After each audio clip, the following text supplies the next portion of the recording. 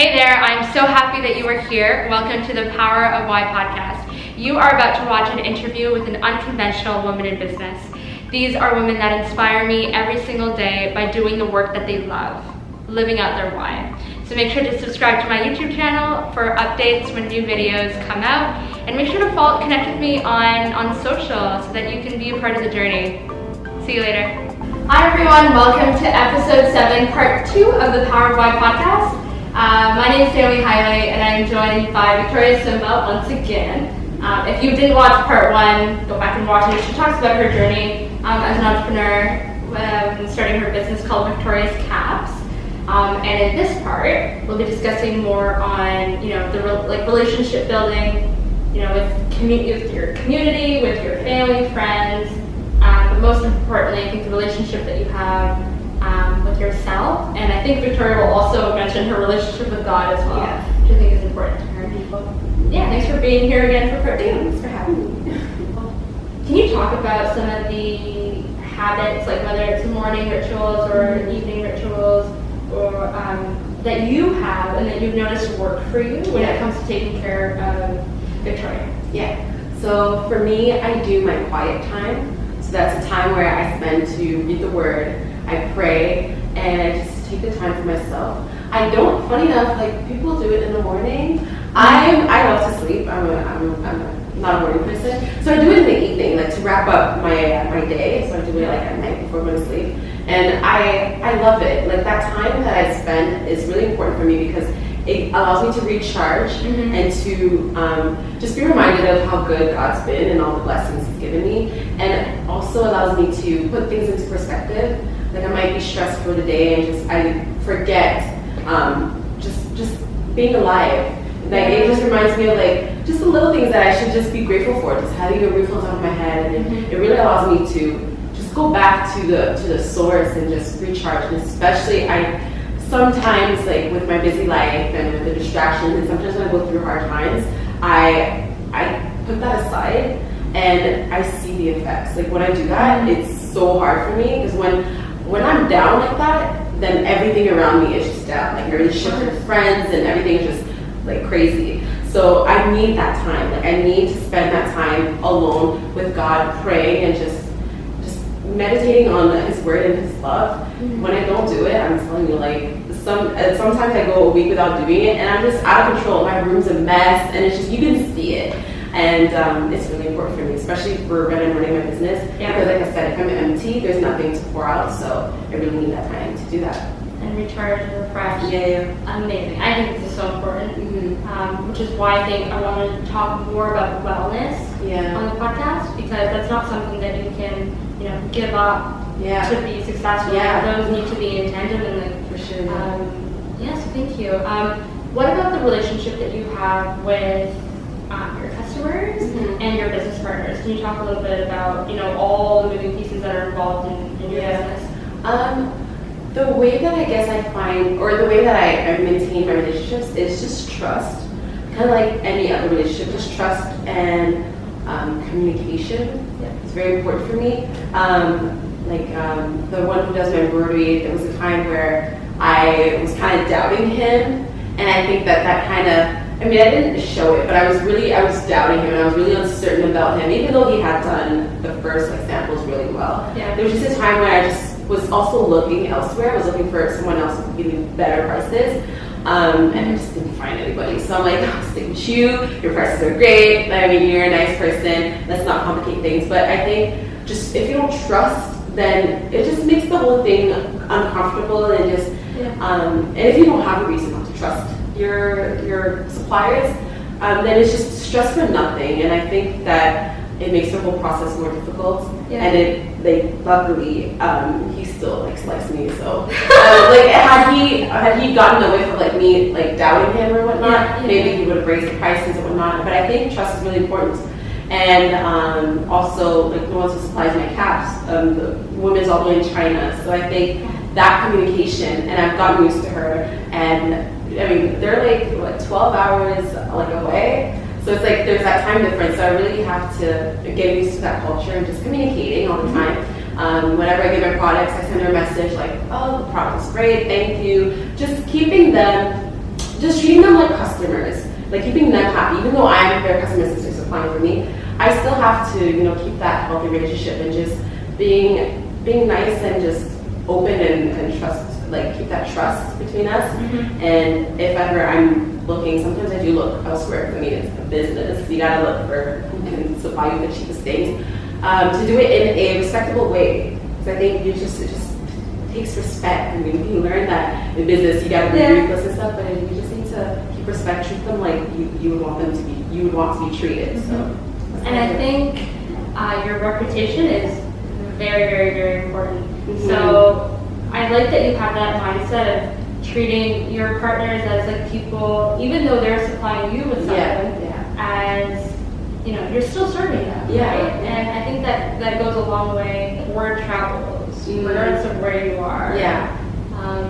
So to have that personal brand, you know, of trust, and, you know, they can refer you to other people. So it's just, I don't know. I don't believe in the ruthless nature of what we see business as, and I don't think that's sustainable in the long term. I mean, one thing I also want to add is, because my name's attached to that brand, I have to represent it. And I've seen, I mean, not to bash anybody, but I've seen some people in the city that I know because of their business, because of their friends and whatnot, that don't smile, that don't say hi, or who've just been really cold, and I'm like, ouch, like, that's like, ooh, like, I follow your business, like, that kind of like ruins like their reputation or their business and whatnot. So I feel like I need to live like how, like, because I'm my brand, the brand is me, sort of thing. That's an interesting link, actually. Yeah, it's really important. So I have to, like, if I treat my supplier anyhow and he see like me, like, you know, doing what I do with my brand, and be like, yeah, you're false. Yeah, it's like, you're fake. I don't want it to be like that. I really want to live like how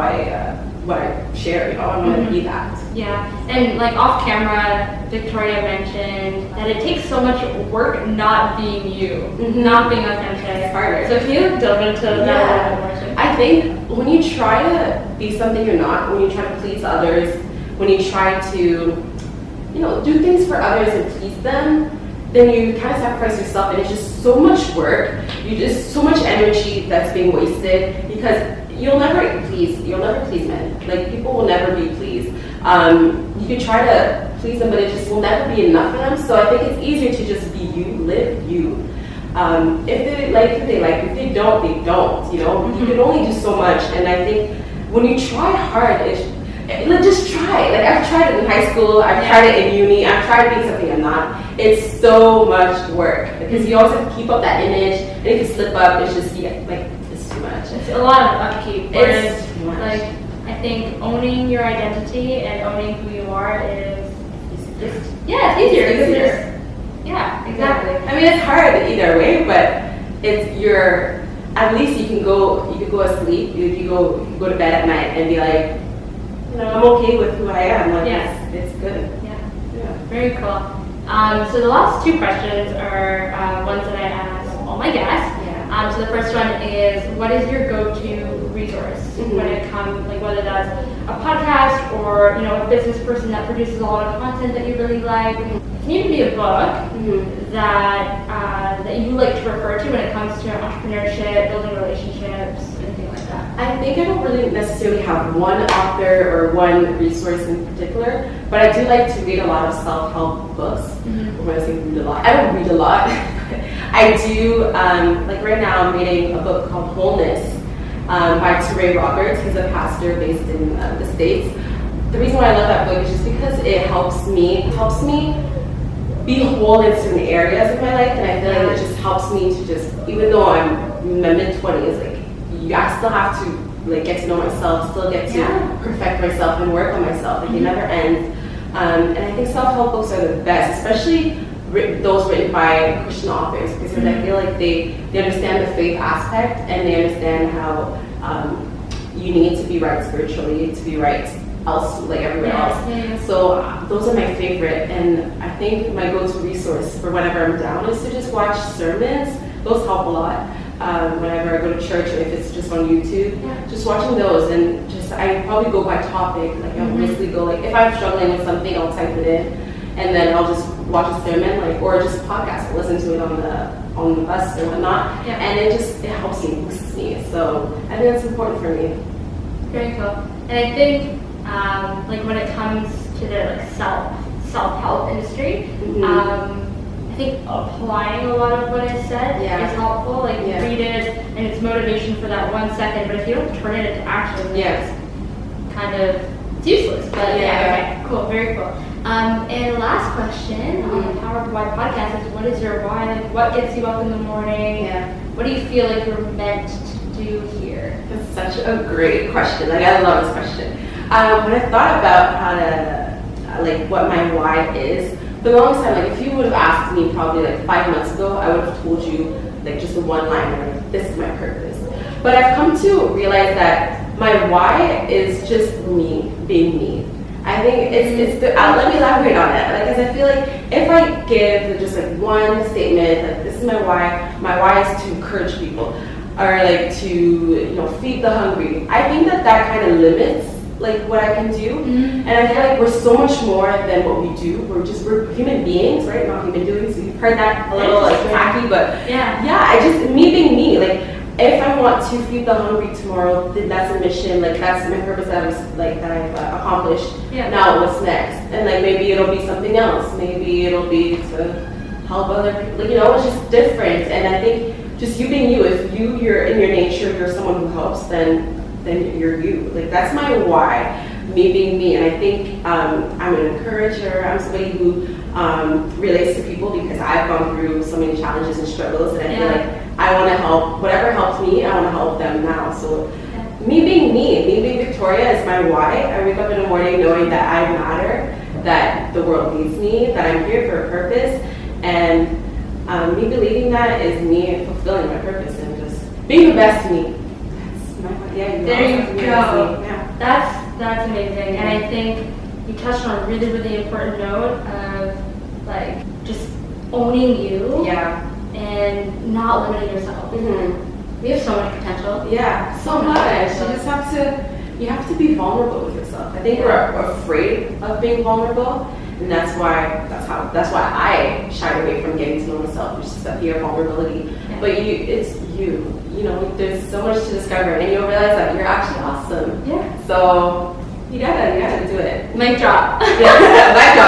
That was a great answer, and thank you so much for sitting down. Thank you for having me. I hope it helps somebody. If it just helps even one person, then I'm happy if it helps one person. Thank you so much for tuning in. Make sure to follow Victoria on Instagram, on her website, and you know, this is a shirt that she came out with. You'll see a new release coming out soon. Stay tuned. Ciao. Thank you so much for tuning into this episode of the Power of Why podcast. It is such a pleasure to bring forward women who are absolutely killing it in their industry. If anything resonated with you in this episode, make sure to put it in the comments or even reach out to me directly. So if you know any women, or if you are a woman who is doing incredible things in your community, send me a message. I'd love to chat.